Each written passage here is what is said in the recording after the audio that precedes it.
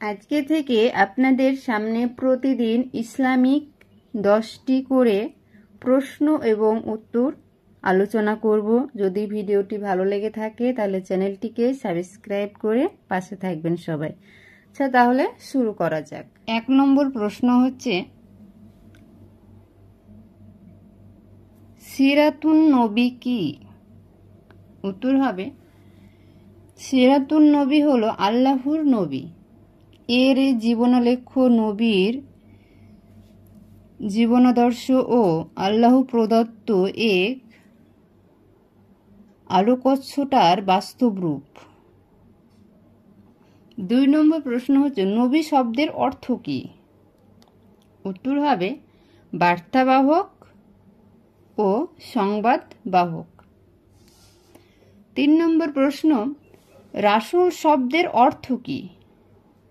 উত্তর হবে প্রেরিত পয়গম্বর দ্রুত। 4 নম্বর প্রশ্ন, নবী ও রাসূলের মধ্যে পার্থক্য কি? উত্তর, রাসূলগণ আল্লাহর পক্ষ থেকে আসমানি কিতাব প্রাপ্ত, আর নবীগণ রাসূলগণের রেখে যাওয়া আদর্শ বাস্তবায়ন করেন মাত্র। 5 নম্বর প্রশ্ন, নবী রাসূল প্রেরণের উদ্দেশ্য কি? উত্তর হবে আল্লাহ নবী রাসূলদের সত্য দিন ও হিদায়াত সহকারে মানব জাতির উদ্দেশ্যে প্রেরণ করেছেন, যাতে করে সকল মানবরচিত মতবাদের উপর ইসলামকে বিজয়ী করা যায়। 6 নম্বর প্রশ্ন, আরব শব্দের অর্থ কি? উত্তর হবে আরব শব্দের অর্থ হল বালুকময় প্রান্তর, ঊষর ধূসর মরুভূমি বা লতাগুম্ব তৃণশস্যবিহীন অঞ্চল। 7 নম্বর প্রশ্ন, তখনকার আরবের আয়তন কত ছিল?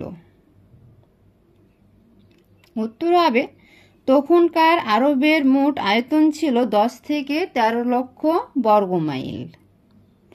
8 নম্বর প্রশ্ন, পৃথিবীর মাঝে আরবের অবস্থান কোথায়? উত্তর হবে গোটা পৃথিবীর দিক থেকে আরব উপদ্বীপ প্রাচীনকালের মহাদেশ সমূহের একেবারে মধ্যস্থল বা কেন্দ্রবিন্দুতে অবস্থিত। 9 নম্বর প্রশ্ন, আরবের বিশেষ বৈশিষ্ট্যগুলি কি কি? উত্তর হবে দিগন্ত বিস্তৃত মরুভূমি ও সুরম পাহাড় দ্বারা পরিবেষ্টিত, যা তাকে বহু শত্রু থেকে নিরাপদ রেখেছে। স্থল ও জল উভয় পথ দিয়ে এ উপদ্বীপে প্রবেশ করা যায়। 10 নম্বর প্রশ্ন, আরবের সাথে অন্য মহাদেশের সংযোগ কিভাবে স্থাপিত হয়েছে?